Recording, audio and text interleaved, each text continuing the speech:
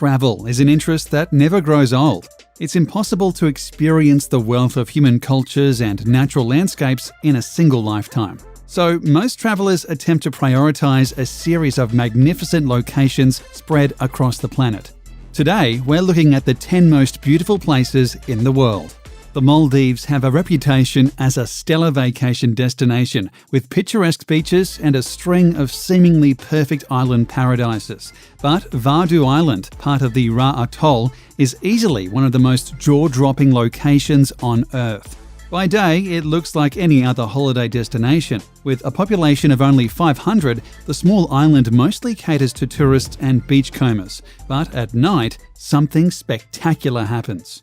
Through a process called bioluminescence, a population of microscopic plankton turn the ocean bright blue. Bioluminescence indicates that an organism can produce light independently. Stress caused by the movement of the sea and waves leads the plankton to emit light as a defense mechanism similar to some fireflies. The bioluminescent light has an electric blue neon color, radiating further as each wave breaks. The spectacular phenomena is one of nature's rarest events. It's so remarkable, Hollywood decided to feature the glowing shores in Ang Lee's award-winning film, Life of Pi, to illuminate the sea for the lost protagonist. Also known as the Sea of Stars, this occurrence in the Maldives depends on several factors, including the year's climate and the growth of the bioluminescent plankton. Nobody can predict when and where the event will occur. Vadu Island is the most well-known spot, but it can also be viewed on one of the other 1,200 islands in the Maldives under the right conditions.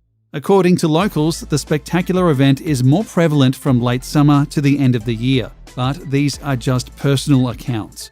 The exact time and location are likely to vary for different islands. Palawan is the largest island of the province of Palawan in the Philippines and the fifth largest island of the country. Although the island is a popular tourist destination, it fulfills the ideal image of an unspoiled tropical environment. With seascapes the equal of any in Southeast Asia and terrestrial and aquatic wildlife, the Philippines' most sparsely populated region is also the most beguiling. As of 2016, the main island of Palawan was rated the most beautiful island in the world, as voted by respective readers of rival travel publications Condé Nast Traveler and Travel and Leisure. It's the second year running that Palawan has won the Condé Nast Traveler Award, as well as the second time in 4 years that it has occupied Travel and Leisure's top spot. Of course, there are no objective criteria to rate the best beach, but Palawan comes extremely close to perfection. It's the most biodiverse island in the Philippines. Due to amazing landscapes and high biodiversity, Palawan Island is known as the last ecological frontier of the Philippines. Environmentalists have insisted that the Philippines government place restrictions on the beach so that it can remain beautiful for generations to come. More than just a blindingly white expanse, the alien landscapes of Bolivia's Salar de Uyuni and its surreal surrounding deserts have become a rightful highlight of the South American tourist trail. An endless sheet of hexagonal tiles dotted with pyramids of salt, Bolivia's salt flats are a dazzling display of nature's magic. Despite the desert dryness, freezing night temperatures, and fierce desert sun, this landscape is not devoid of life.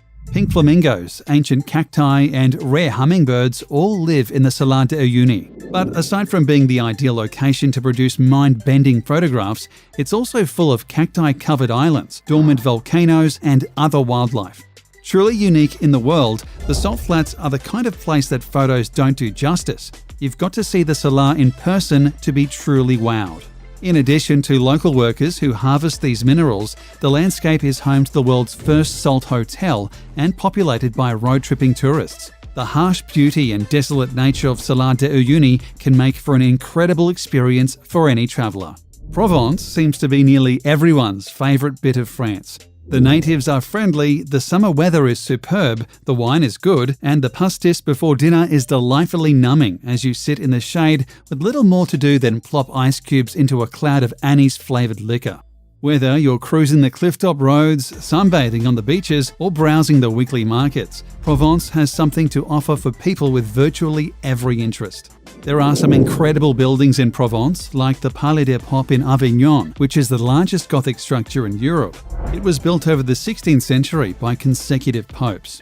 The Notre Dame de la Garde in Marseille, as well as the new Mucem building and Fort Saint-Jean, will take your breath away with their sheer scale and magnificence. And that says nothing of the natural wonders that spread across this enticing French region. The hiking trail between Marseille and Cassis is renowned for its beautiful wildflowers and delicious local products like honey and fruit. One of the planet's most awe-inspiring sights, the Iguazú Falls, are simply astounding. A visit is a jaw-dropping, visceral experience, and the power and noise of the cascades, which are a chain of hundreds of waterfalls nearly 3 kilometers in extension, live forever in the memory. An added benefit is the setting. The falls lie split between Brazil and Argentina in a large expanse of national park, much of it rainforest teeming with unique flora and fauna. Argentina's Iguazú National Park is visited by more than 1 million people every year, most staying for just a day before moving on. But it's worth a longer stay and is also a great destination for jungle beginners. If having to camp among the crawlies puts you off, you can stay in one of a handful of accessible lodges, some of them quite luxurious.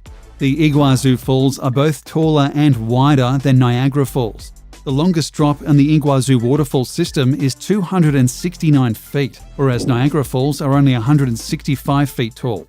In terms of width, the Iguazú Falls are 4 times wider than Niagara Falls. The Grand Canyon is one of the most marvelous natural wonders on Earth. Most scientists believe that the Colorado River began carving the Grand Canyon about 6 million years ago, but a 2012 study contained a real shocker, suggesting that the process may have begun as far back as 70 million years.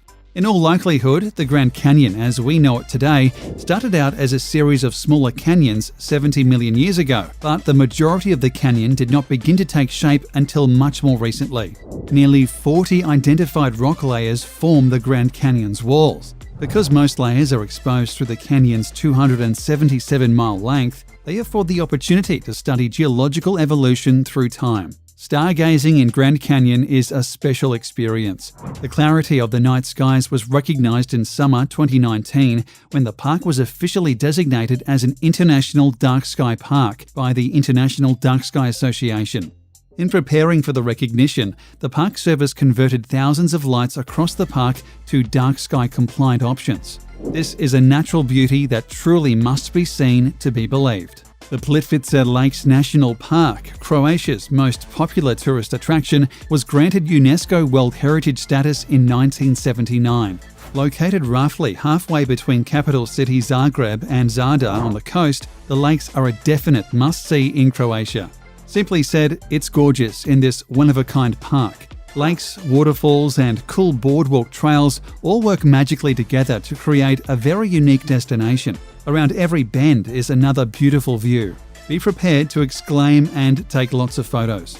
The waters flowing over the limestone and chalk have, over thousands of years, deposited travertine barriers, creating natural dams, which in turn have created a series of beautiful lakes, caves, and waterfalls. These geological processes continue today. The forests in the park are home to bears, wolves, and many rare bird species. Comprised of 16 lakes and over 90 waterfalls, the Plitvice Lake site is huge and there are loads of trails to explore.